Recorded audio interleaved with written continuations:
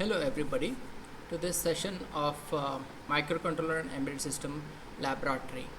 Okay, so as you have already done few examples on as a few experiments on the microcontroller laboratory, microcontroller and embedded system laboratory, just as a refresh or a recapitulation of some concepts which you have already learned, we'll be doing some a revision on those topics. Okay, so in this microcontroller and embedded system laboratory, you have two parts of experiments. One is simulation experiment, and the another part is the interfacing experiments.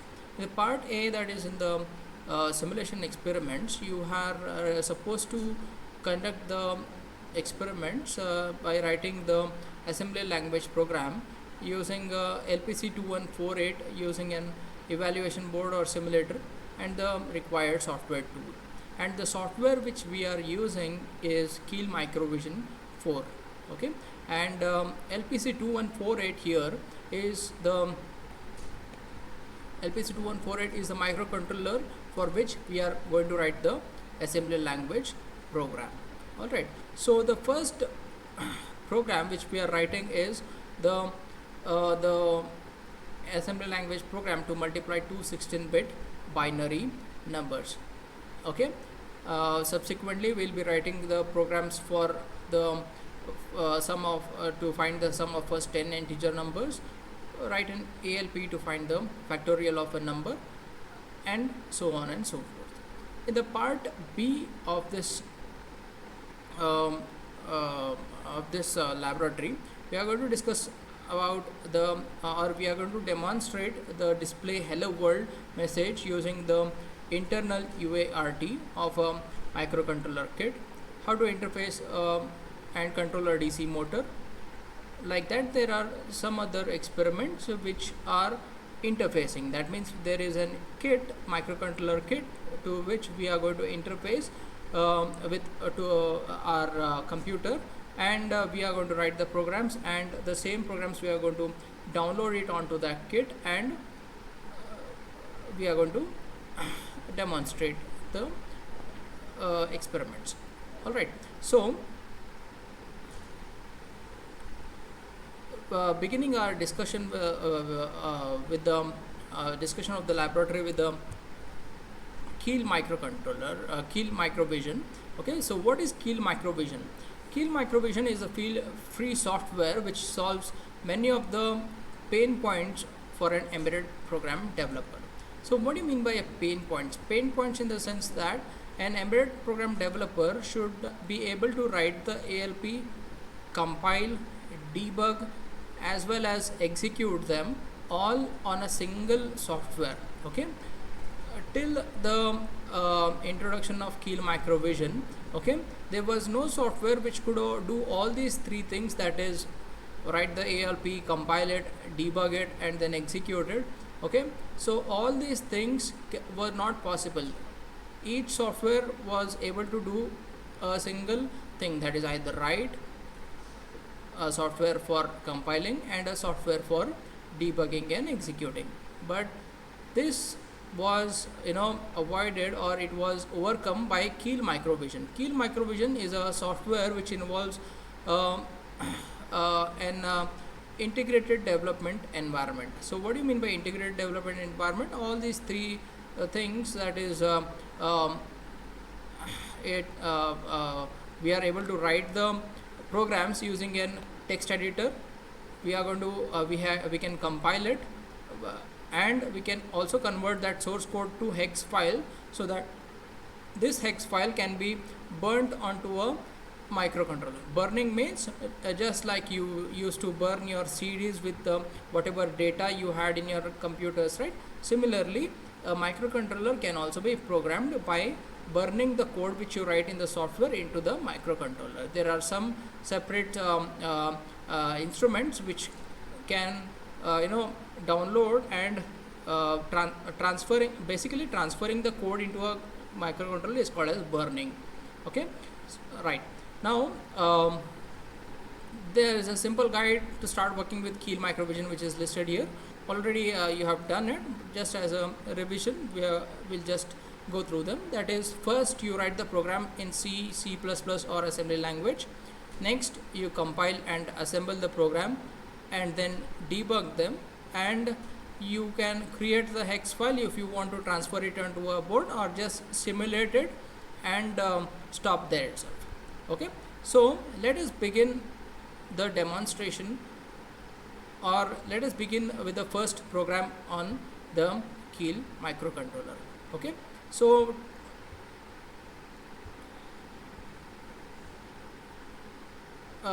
what is the first program? Okay, the first program is the multiplication of two 16-bit numbers.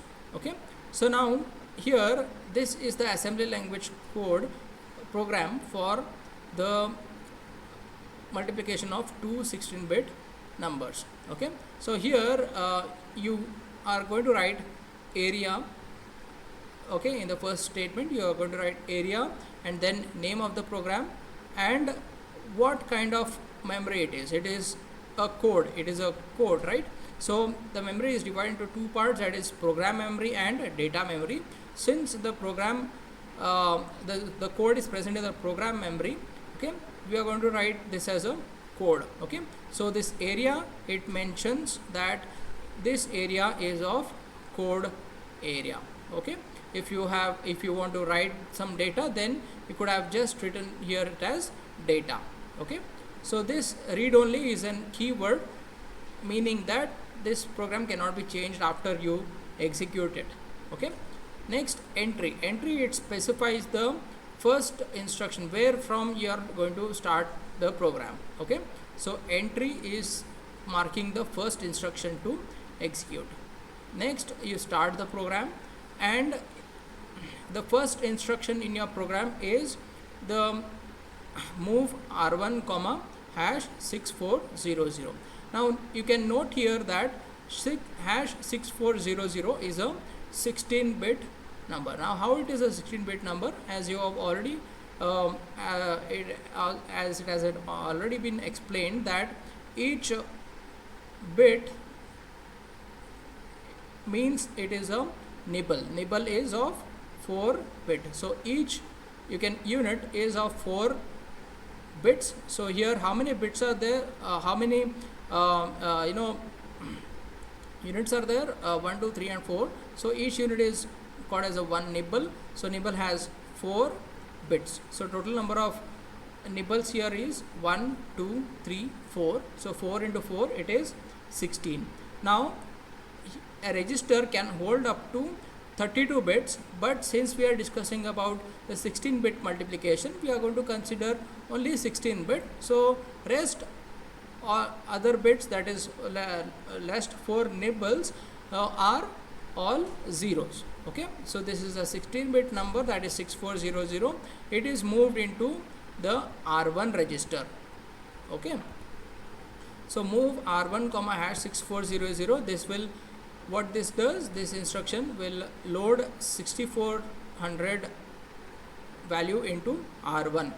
Similarly, in the next instruction, move R2 comma hash 3200, it will load 3200, again a 16-bit data, into R2 register. Okay, next is the multiplication operation. Now multiplication operation, as you have already studied in the theory class, multiplication instruction, it consists of this syntax, that is mul r3 comma r1 comma r2.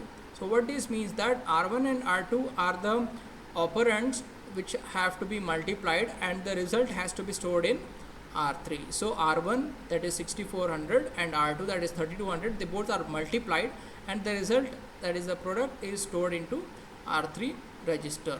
Okay, next is the no operation instruction, that is there is no operation in these instructions, and then end. You can end, it marks the end of the file. Okay, so this is the experiment we are going to demonstrate on the Keel Microvision 4 software tool.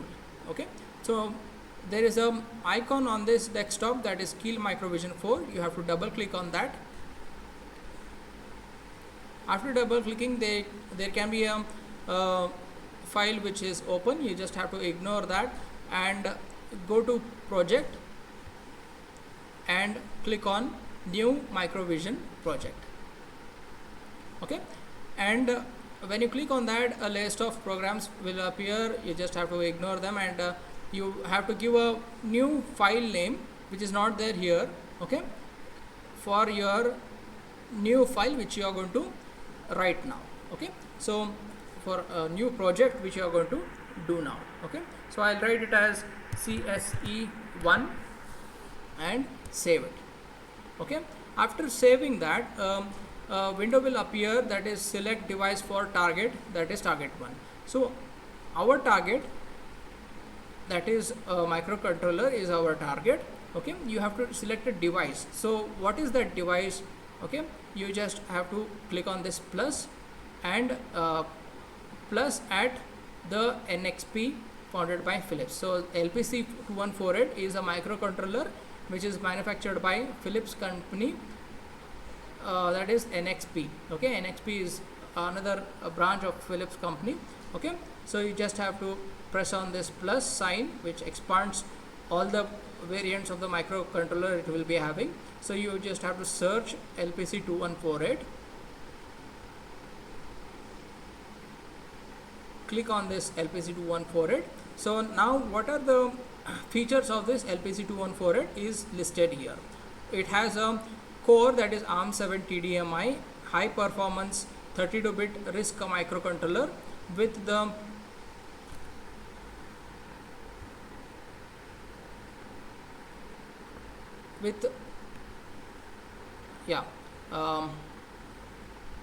with thumb extensions, 512 kilobyte on-chip flash ROM with in-system programming and an in-application programming, 32 kilobyte RAM, vector interrupt controller, two 10-bit ADCs with 14 channels, USB 2 full speed device controller, two UARTs with one full modem interface, two I2C serial interface, two SPI serial interfaces, two 32-bit timers, watchdog timer, PWM in unit, real-time clock with optional battery backup, brownout detect circuit, general purpose input output pins, CPU clock up to 60 megahertz, on-chip crystal oscillator and on-chip PL. So these are the features of LPC2148. Okay, it is the core of the microcontroller is ARM processor. Okay, click on OK and then you get a message, copy LPC200 2100 startup code to project folder and add file to project. You may say no to this. Okay, that is not important as of now. Okay, so when you do this, you have a project tab, and then in the project tab you have a target 1. In the target 1 you have source group 1, wherein there is no files in it. Okay, now to add files in it, you have to write a source code. Okay, that is you have to create a file which is having a source code. Okay, to create a file you have to go to file and say new file.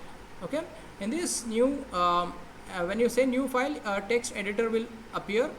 In this text editor you have to write down the program. Okay, so we just discussed this program. You just have to write this program.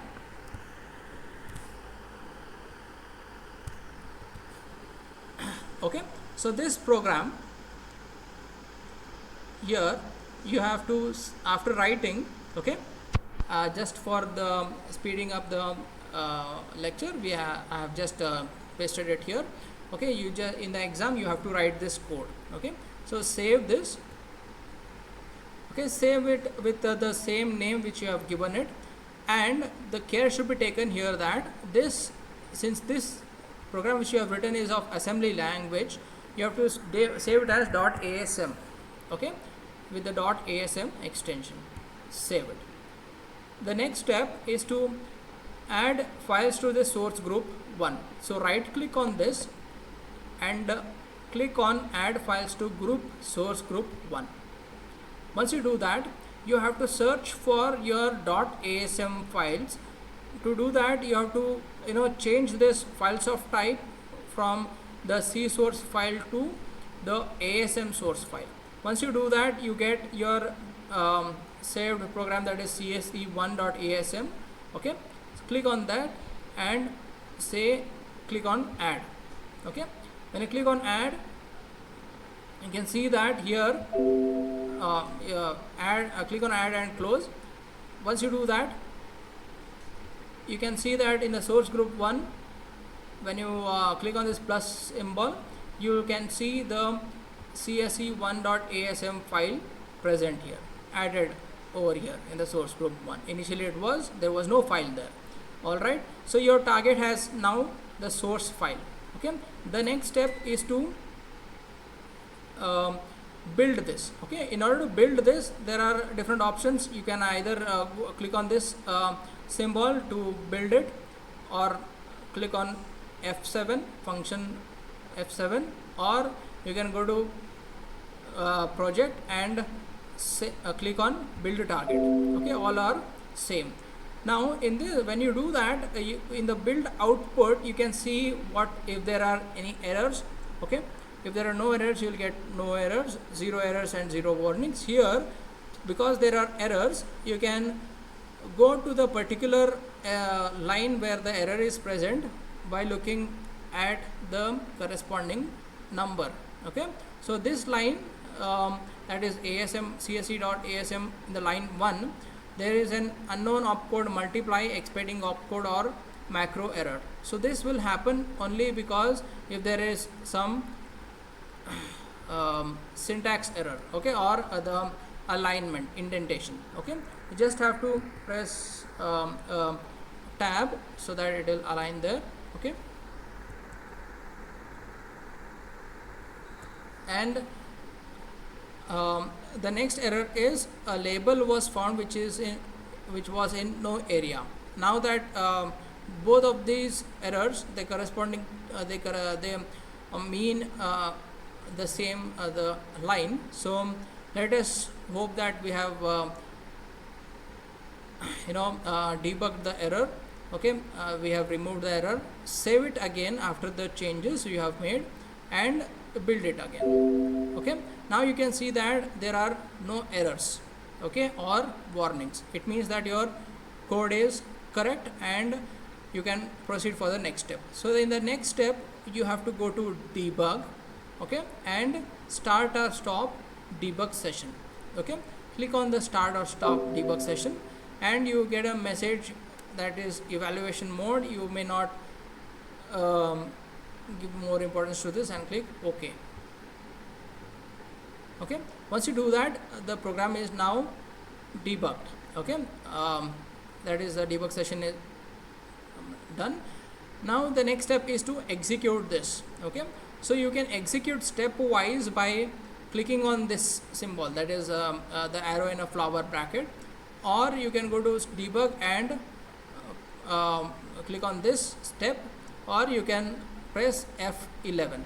Okay, so when you do that, then execution will happen in single step. Okay, so let us do that. Click on this. Now you can see that initially I'll reset the CPU. It means that I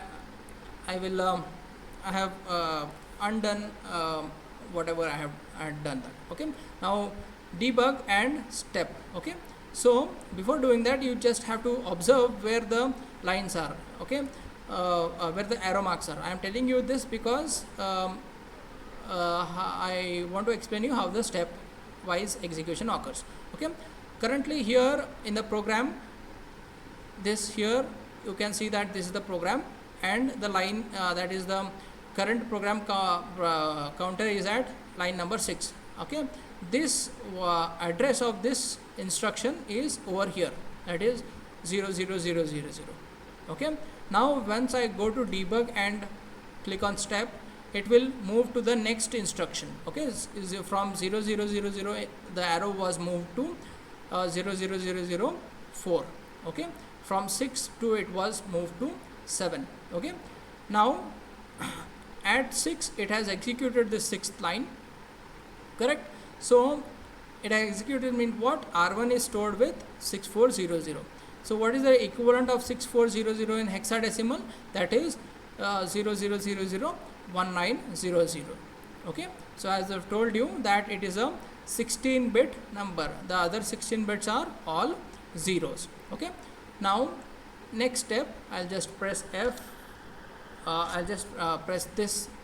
Okay, so in the next step, it has moved from 7 to 8. What is the 8th address? It is 00008.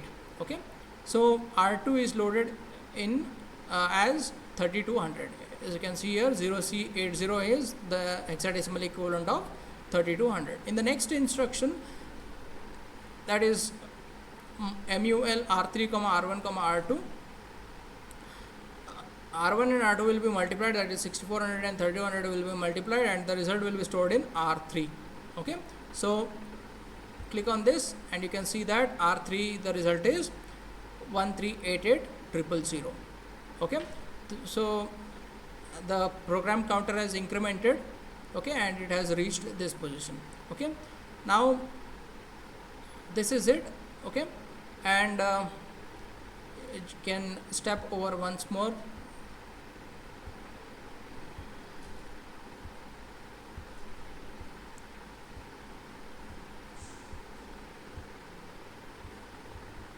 Okay, so that's it.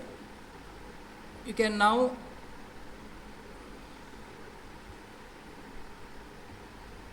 see that the register values are updated. Okay, so this is the result, that is 0x1388000.